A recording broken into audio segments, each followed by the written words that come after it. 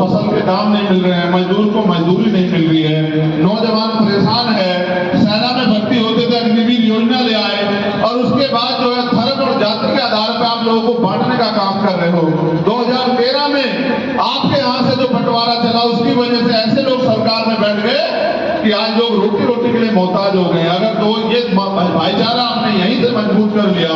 मैंने खतौली में भी इस बात को कहा था, पुनः दोहरा रहा हूं कि अगर मुजफ्फरनगर जिसकी पहचान है दुनिया में, अगर मुजफ्फरनगर ने अपना भाईचारा मजबूत कर दिया तो यहीं से भारतीय जनता पार्टी की नसबंदी स्टार्ट होगी और पूरे देश में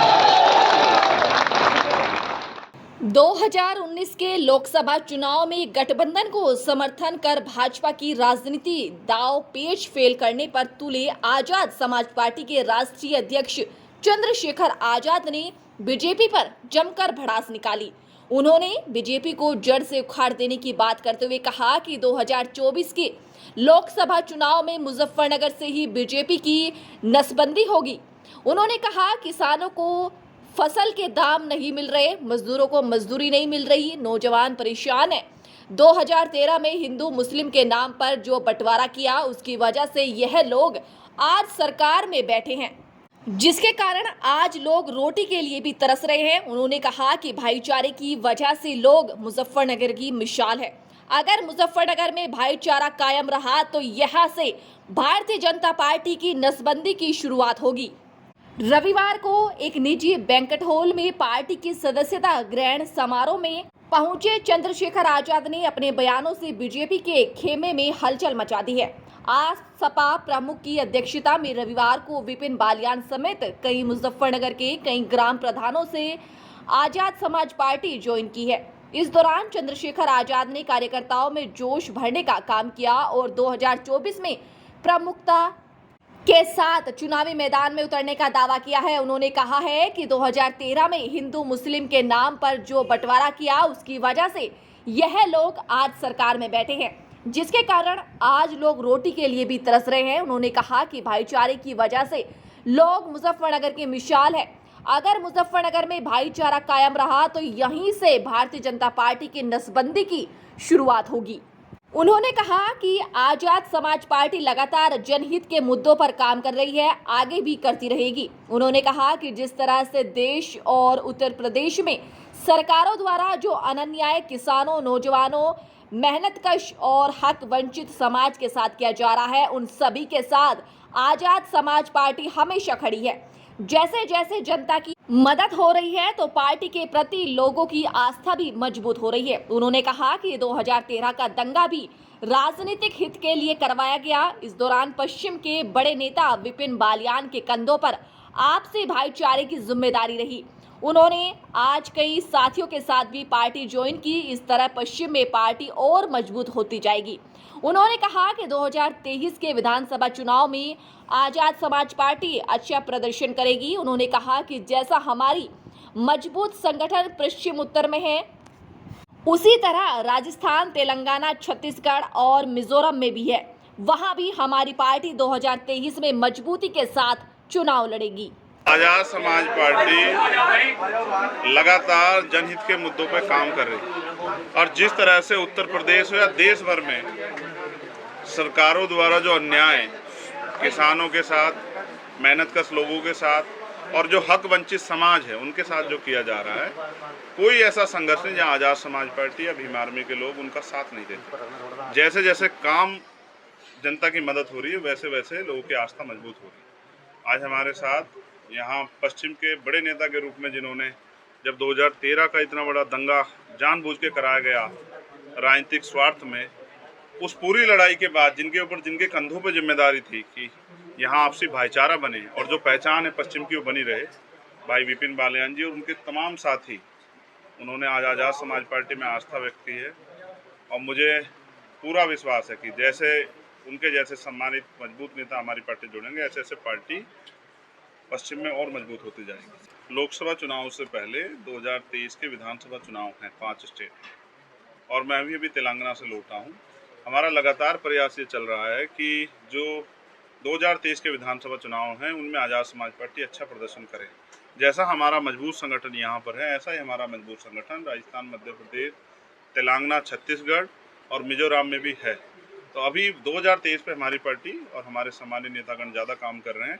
24 का चुनाव भी हम लोग मजबूती से लड़ेंगे और उसके बाद आने वाले जो भी चुनाव हैं वो आज़ाद समाज पार्टी प्रत्येक चुनाव में मजबूती से जो है चुनाव लड़ने का काम करेगी। ये देश का, क्योंकि मैं भाग्य दुर्भाग्य में भरोसा नहीं रखता, लेकिन फिर भी मैं कहूँगा कि खोदा पहाड़ और निकला चूहा। जिन बातों के साथ, दावे के साथ भारतीय जनता पार्टी सरकार में आई थी कि हम एक के बदले 10 लड़ाएंगे, ये तो बाहर की बात है। मैं तो बड़ा ताज्जुब में हूँ कि जिस तरह से मीडिया प्रसारित कर दी है कि उन्होंने रूस और यूक्रेन का युद्ध रुकवा दिया। भारत जिस तरह जल रहा है, भारत का एक प्रदेश मणिपुर, एक शब्द कहने के लिए प्रधानमंत्री में नहीं है, ना लोकसभा में जाके विपक्ष का सामना कर पा रहे हैं, ना ही कोई कार्रवाई करा पा रहे हैं।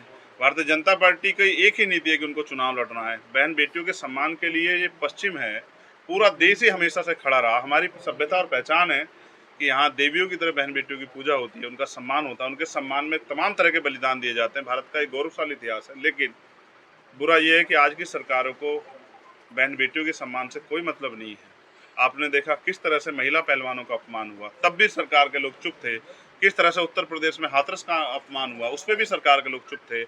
किस तरह से दिल्ली का अपमान हुआ, उस पर भी सरकार के लोग चुप थे। जब भी बीजेपी के लोग या उनसे जुड़े हुए लोग अपराध में शामिल होते हैं या उनके द्वारा कानून का जो है मजाक उड़ा जाता है, हमेशा बीजेपी के लोग चुप होते हैं। ये चरित्र जनता देख रही है और जनता आज अपने आप को ठगा महसूस कर रही है। जिनको हमने ये सोचा था कि रक्षा करेंगे, ये इनके लोग ही आज जो हैं गरीबों की जान लेने पर तुल गए हैं, प्रदेश जल रहे हैं, वो अपनी शक्ति का प्रयोग नहीं कर रहे। इसका मतलब वो मणिपुर छोड़ो, किसी भी प्रदेश में किसी बहन बेटी को न्याय नहीं दिला पाएंगे, ऐसा महसूस होता है। दोनों पार्टी में से किसी पार्टी के कार्यकर्ता नेता नहीं।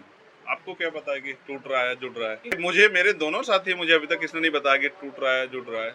तो ये सब बातें, राजनीतिक बातें राजनीतिक नेताओं को पता होती है। मुझे तो बताया नहीं भाई, मैं तो उनका सहयोगी हूँ। आपको बताया तो अलग बात है। मीडिया के लोग, खबर तो मीडिया के लोग चलाते हैं, खबर कोई नेता थोड़े चलाता है। आप कुछ ही चला दो चाहे। नहीं, अभी हमारी पार्टी आज़ाद समाज पार्टी मजबूती से अपने चुनाव की तैयारी कर रही है। भविष्य में क्या होगा इसके बारे में आज कुछ भी कहना संभव नहीं है। वो 26 के 26 दल में से कुछ लोग रुकेंगे या चले जाएंगे, कुछ भी नहीं कहा जाता। लोगों के बहुत सारे अपने अपने इश्यूज हैं और हमारी पार्टी अगर किसी भी अलायंस में जाएगी तो उसके अपने मुद्दे हैं, चाहे वो हक वंचित समाज के हों या किसानों के। आप मुझे बताओ, क्या एमएसपी की गारंटी देश भर में सभी सरकारें दे रही हैं? क्या किसान के साथ जो अन्याय हो रहा है या जो नौजवान बेरोजगार घूम रहा है, ये महंगाई बढ़ रही है, कहाँ जहाँ सब जगह विपक्षी सरकारें क्या कर पा रही हैं? तो हमारे मुद्दे हैं, हम अपने मुद्दों के साथ जाएंगे। हम अपने क्षेत्र का विकास चाहते हैं, यहाँ की जनता के लिए खुशहाली चाहते हैं। उन तमाम मुद्दों पे जिससे भी बात होगी उनके साथ जो है पार्टी अलायंस के बारे में सोचे। देखो, मैं फिर आपसे यही कहूँगा कि बीजेपी के नेता अपने मन से कुछ नहीं बोलते, उनसे बुलवाया जाता है। ऊपर आरएसएस के लोग उनसे बैठ के बुलवाते हैं किस तरह की भाषा का प्रयोग करना है। वो जातियों का झगड़ा कराने में बहुत बड़ा विश्वास रखते हैं। ऐसा ही जातियों का झगड़ा उन्होंने कराने का सहारनपुर में प्रयास किया है। वो तो हमारे यहाँ के लोग बड़े सज्जन हैं, समर्पित हैं, समझदार हैं, इसलिए हमारे लोगों ने वहाँ जाति का झगड़ा नहीं होने दिया। वरना वो प्रयास हमेशा करते रहते हैं, क्योंकि बंटवारा करके उनकी राजनीति कामयाब होती है। बंटवारे की राजनीति करने वाले भारतीय जनता पार्टी को जनता देख रही है और समय आने पे ईवीएम का बटन दबा के बैलेट से जो है वोट दे के सबक सिखाए। ये पता नहीं कहाँ से नकली खबर लिया। अभी तो जो है ड्राफ्ट भी नहीं आया, आप कह रहे हैं लागू करने। चुनावी, मैंने कहा वो उनका चुनावी एजेंडा है। अभी ड्राफ्ट भी नहीं आया है। जिस चीज़ का ड्राफ्ट भी नहीं आया वो कानून कैसे बन जाएगा?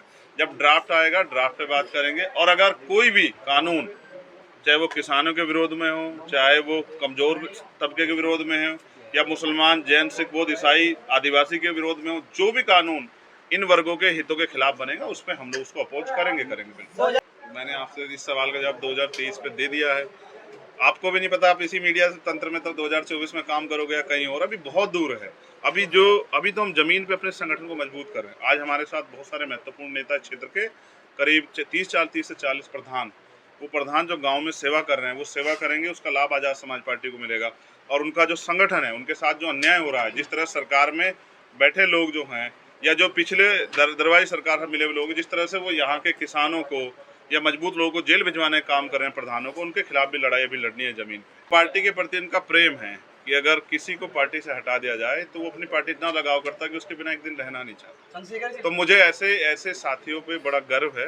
लेकिन मैं उनको ये भी कहूँगा कि अभी ये जान देना और ये सब चीजें ठीक नहीं है। उससे आगे बढ़ के अपनी पार्टी को मजबूत करना। मैं कह रहा हूँ हम तो आंदोलन कर ही रहे हैं, लेकिन क्या आप निकम्मी सरकार से पूछोगे उत्तर प्रदेश की कि वो किसानों की फसल पे क्या मुआवजा देगी या 2 रुपए 10 रुपए मुआवजा दिखाएगी? किसान को उसकी फसल के दाम तो दे दो। मैं फिर कह रहा हूँ, भारत में किसान ही एक ऐसा पेशा है जिसमें मेहनत किसान की होती है और फसल के दाम सरकार तय करती है।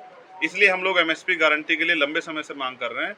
और फिर मैं कहूँ कि जो किसानों की इतने बड़े पैमाने पे कर्ज के लिए सुसाइड करना पड़ा किसानों को, 700 किसानों ने किसान आंदोलन के बाद जान दे दी थी। जब वो उनके साथ हुए अन्याय पे सादतों पे नहीं बोले, वो मुझे नहीं लगता किसानों को भला कर सकते। ये आपको पता होगा, मुझे तो नहीं, मेरी बातचीत नहीं।